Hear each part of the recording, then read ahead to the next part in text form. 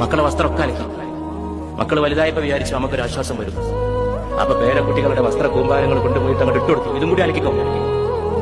ഒരു കാശും കൊടുക്കാതെ എല്ലാം അലക്കുന്ന ധോബി, മലയാളക്കരയിലെ അമ്മ. അവളെല്ലാം അലക്കും. ഏത് അടിവസ്ത്രം? മടുപ്പ് പറയൂല. കാരണം അവളുടെ ജീവിതം തന്നെ മടുപ്പിലാണ്. അവൾ മലമൂത്രങ്ങളിൽ വളർന്നതാണെന്ന് ശങ്കരാചാര്യ ലോകത്തോട് പറഞ്ഞു.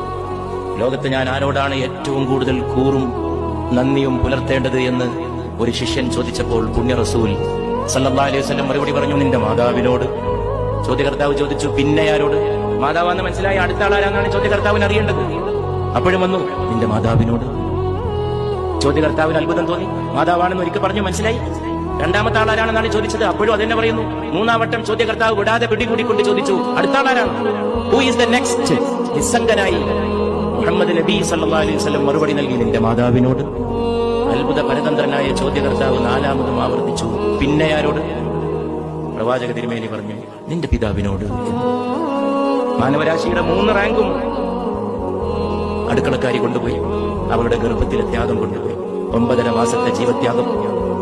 9.5 മാസം അവളുടെ വയറ്റിൽ ചുരുണ്ടുകൂടി കിടന്ന കാലത്ത് അനുഭവിച്ച സ്വസ്ഥത നീ ഒരു കാലത്തും അനുഭവിച്ചില്ല.